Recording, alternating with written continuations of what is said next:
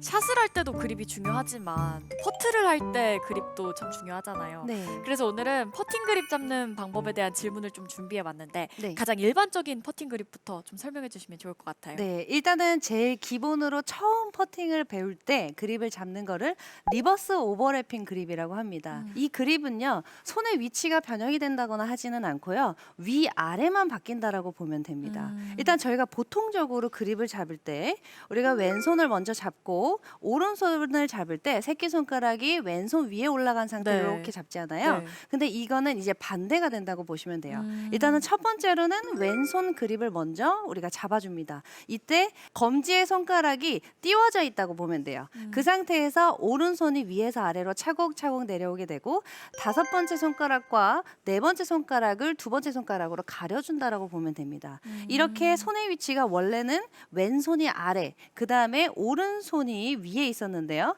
이런 그립은 우리가 그립은 반대로 왼손이 위에, 오른손이 아래쪽으로 들어온다고 보면 됩니다. 네. 이 상태로 우리가 퍼팅을 하게 되면은요, 손목이 사용하는 게 굉장히 제한이 돼요. 일단은 우리가 아이언처럼 잡는다라고 하게 되면은 오른손의 사용이 과하게 들어갈 수가 있습니다. 그렇기 때문에 반대로 위치에 위아래만 바꿔준 상태에서 퍼팅을 하게 된다고 하면 손목의 사용이 줄어들 수가 있다라는 거죠. 그래서 기본적으로 제일 많이 배우는 것, 그리고 첫 번째로 많이 배우는 그립이 리버스 오버래핑 그립이라고 합니다. 네. 제가 또 알기로는 옆그립도 잡는다고 하더라고요. 아, 네, 어떤 맞습니다. 건가요? 네, 옆그립이라고 하는 거는 이제 대체적으로 손을 많이 쓰는 분들이 주로 하는데요.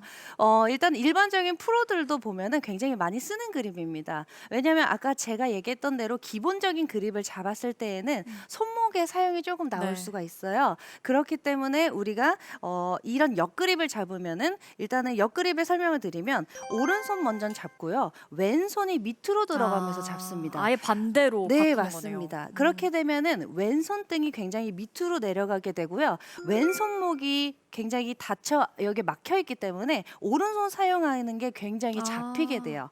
이런 근데 이제 옆그립의 경우에는 제일 장점은 오른손을 쓰지 않는 것인데 오른손을 손목을 쓰지 않고 자제되는 느낌이 들면 들수록 롱퍼팅을 하기가 어려워집니다. 그래서 숏퍼팅을 할 때는 우리가 옆그립으로 했을 때 네. 그대로 손을 쓰지 않고 그대로 이제 스트로크가 들어간다고 보면 되는데 롱퍼팅에서는 약간의 거리감이 조금 짧거나 할 네. 수는 있습니다. 그러면 또 이어서 집게 그립에 대한 네. 이야기도 들어봤는데 여기에 대한 설명도 좀 해주시면 좋을 것 같아요. 네, 집게 그립이라고 하면은 진짜 말 그대로 집게 모양의 그립을 잡는다라고 보면 되는데요. 일단은 정말 유명한 선수 토니 피나우 아시죠? 네. 네, 그 선수가 이 그립으로 인해서 퍼팅의 난조를 극복을 했다고 해요. 네, 그 정도로 굉장히 손목의 사용이 자제가 되는 이제 이런 그립이거든요. 궁금한데요? 네, 궁금하시죠? 네. 네, 일단은 왼손을 먼저 잡아주시고요. 오른손을 펴 있는 상태에서 번거지 모양을 만들어 주시는 거예요. 번거지 모양을 만들어 준 상태에서 그대로 옆에서 들어옵니다. 이렇게 해서 이렇게 부채꼴 모양을 만들어 주는 거예요. 그러니까 집게 모양이죠. 집게 네. 모양. 그래서 집게 모양으로 옆에서 그대로 들어와서 이제 퍼팅을 하는 건데요. 이 상태로 이제 퍼팅을 하는 네, 건가요? 맞습니다. 근데 이렇게 퍼팅을 하게 되면은 제일 지금 첫 번째로 보이는 게 뭐죠? 손등이요? 맞아요. 손등이에요. 이런 오른손을 굉장히 못 쓰도록 안쪽에 그냥 밸런스만 잡도록 우리가 오른손이 들어왔잖아요. 네. 그렇기 때문에 오른손 사용이 굉장히 많이 자제가 돼요. 그렇기 때문에 부드러운 터치감이나 굉장히 부드럽죠. 네. 이게 오른손목이 써지게 되면은 공을 때리는 느낌이 들거든요. 한번 제가 공을 한번 때려볼게요. 네. 이런 식으로. 어떻죠? 조금 굉장히 더 힘있게 차이점이 있죠. 치는 것 같아요. 맞습니다. 네. 이런 터치감의 차이가 있습니다.